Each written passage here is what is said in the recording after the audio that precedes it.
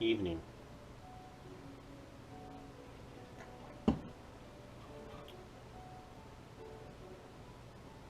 Been thinking a lot today about why so much of what's happening around us is bothering me, and questioning whether or not I'm overreacting or if I have too broad of a focus on the measures that are being enacted all across the United States, for the most part. Obviously, there are some exceptions in some states.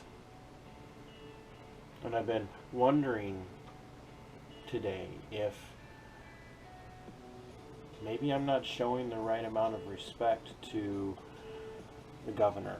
Maybe I'm misreading what's happening. And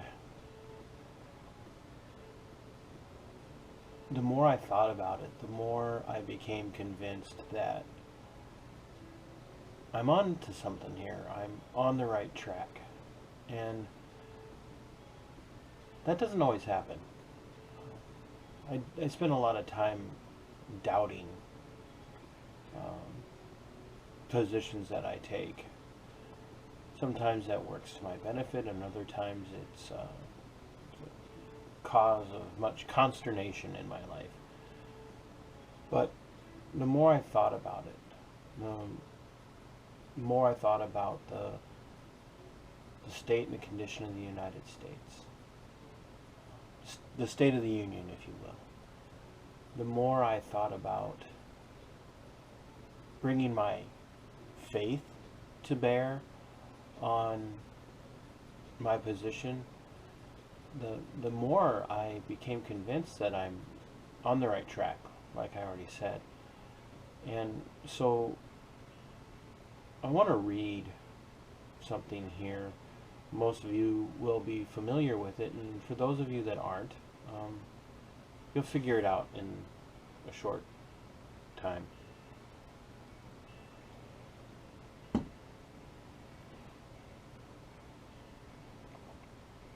When, in the course of human events, it becomes necessary for one people to dissolve the political bands which have connected them with another, and to assume, among the powers of the earth, the separate and equal station to which the laws of nature and of nature's God entitled them, a decent respect to the opinions of mankind requires that they should declare that cause which impel them to the separation. We hold these truths to be self-evident, that all men are created equal, and that they are endowed by their Creator with certain unalienable rights, that among these are life, liberty, and the pursuit of happiness, that, to secure these rights, governments are instituted among men, deriving their just powers from the consent of the governed, that whenever any form of government becomes destructive of these ends, it is the right of the people to alter or to abolish it, and to institute new government, laying its foundation on such principles and organizing its power in such form as to them shall seem most likely to affect their safety and happiness. That's the Declaration of Independence. Just the first two paragraphs.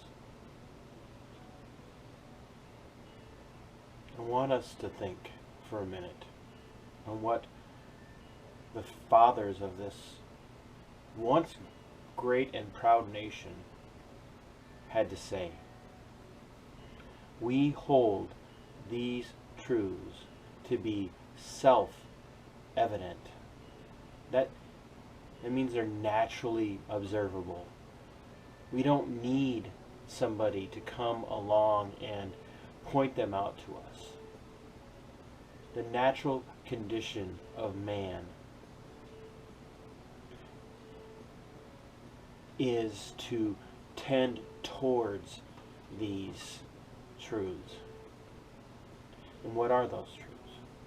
That all men are created equal.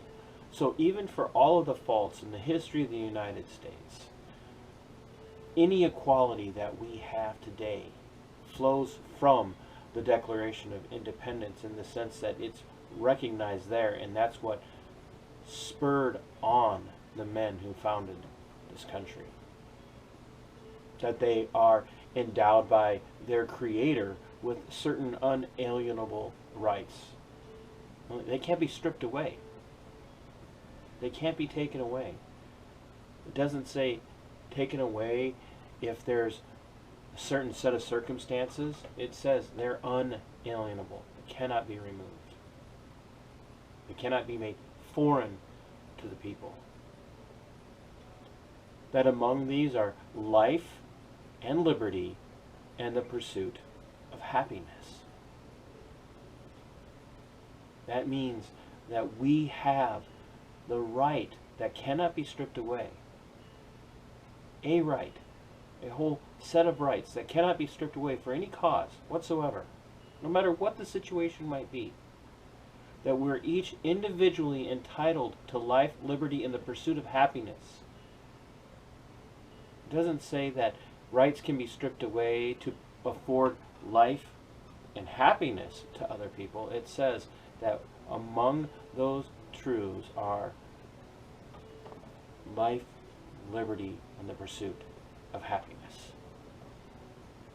And that to secure these rights, governments are instituted among men, deriving their powers, their just powers, from the consent of the governed. Maybe I sound like a broken record, but I've been saying for a very long time, and especially since the beginning of March, we do not serve the elected officials. They should be better referred to as the elected servants. They serve by our consent. And this is before the Constitution ever saw light of day.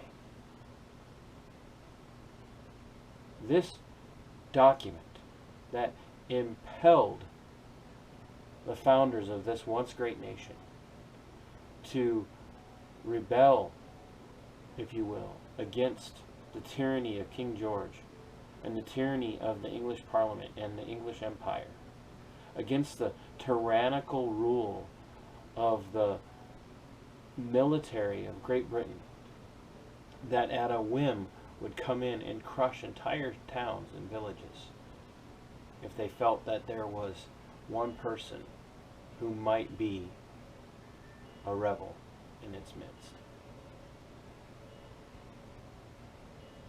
We have a government now that is calling on us to turn one another in.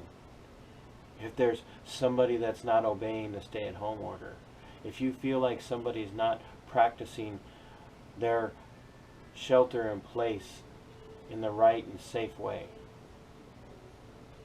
This is Minnesota. This isn't Michigan. It's not California, where we saw mayor of Los Angeles and others say that, you've heard it said that snitches get stitches, but we say snitches get rewards. This is Minnesota.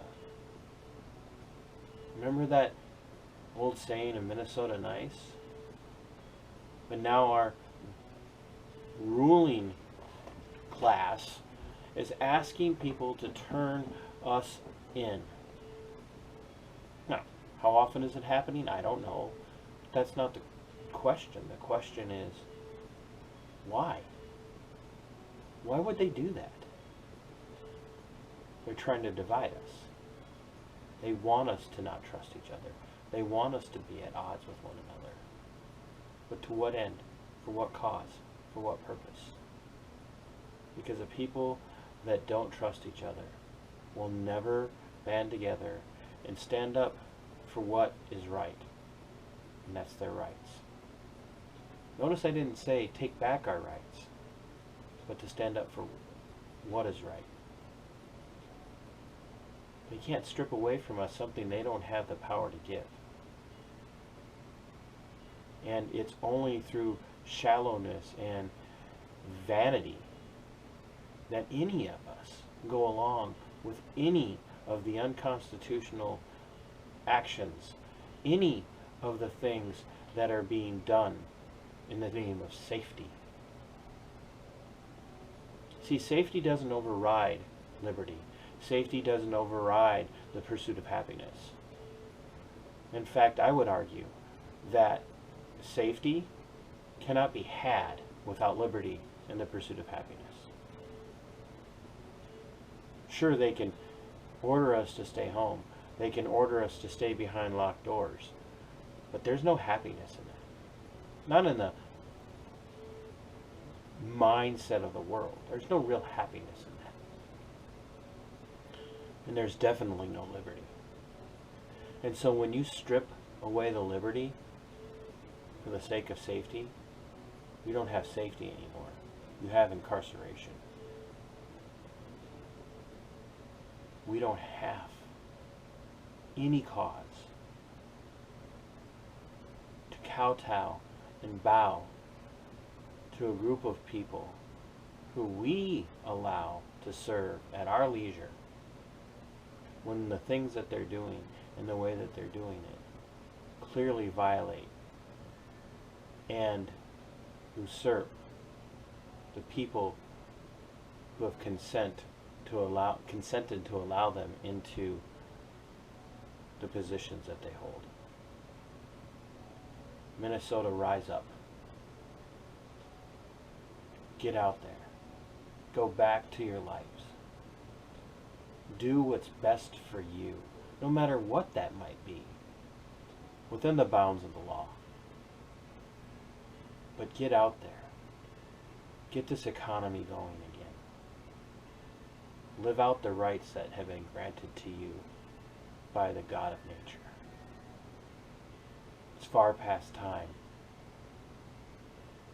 for us to remind the elected servants who it is they serve, why they serve, and who can take that position away from them.